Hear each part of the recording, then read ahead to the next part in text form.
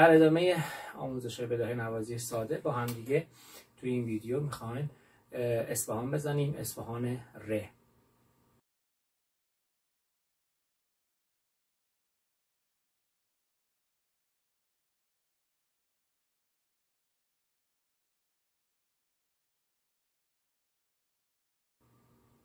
کوکمون هست ر لا ر لا، سی بمول و دو دیز. گامش رو اول میزنیم ر می فا به کار بهش بچسبه، سول فاصله لا سی بمول بره بالا دو دیز و ر. توی ویدیو قبلی هم عرض کردم این ویدیو مخصوص اون دوستان عزیزی هست که ردیفای آوازی رو زدن و توی این ویدیوها با هم دیگه از بداهه نوازی های ساده شروع به نواختن میکنیم. و اینکه توی همه ویدیو عرض کردم، توی این ویدیو و ویدیوی بعدی هم میگم هدف از تولید این ویدیوها خدمت و کمک کوچکی است به اون دسته از عزیزانی که دسترسی به معلم و کلاس ندارن. خدای نکرده هیچ وقت هیچ گونه ادعای پشت هیچ کدوم از این فیلم‌ها وجود نداره. از لا لا ر می فا سول فا می ر می فا می ر دو ر،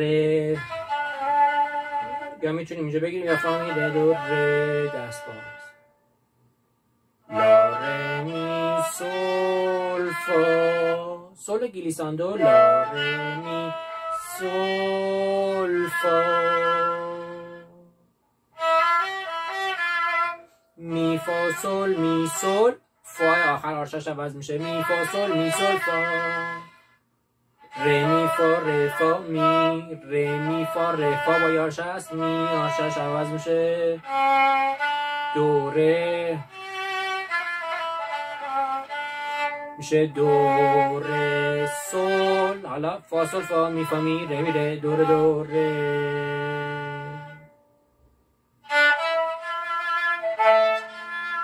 زدم ر می فا با یارش لا فا سول فا سول فا می فا می فا می فا سول فا سول فا می فا می ر می ر می میشه می ر دو سی لا دو ر می ر دو می فا می سه دار از پایین میارم بالا فا می می ر دو ر فا می ر می ر دو ر دو ر.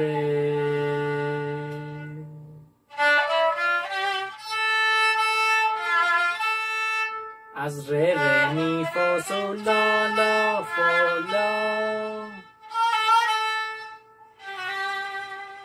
سی لا سی لا سول فا سول، این یه دونه فا دیز میشه،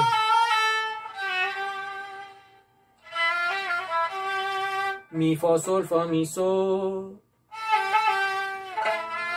لا سول فا می فا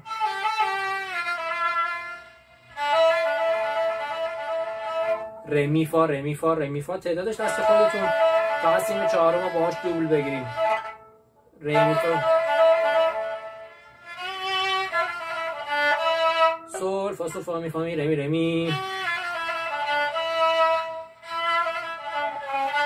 یه نوت پایین تر فا می فا می ر می ر دو ر دو ر.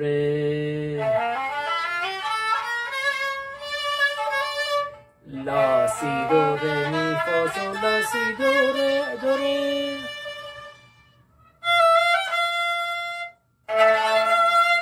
فا می فا سول فا لا فا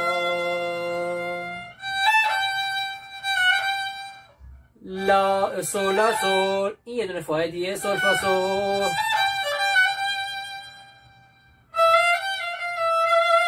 می فا سول فا سول فا می فا سول فا سول فا فا می فا فا می فا می می ر می میشه می ر می ر دو ر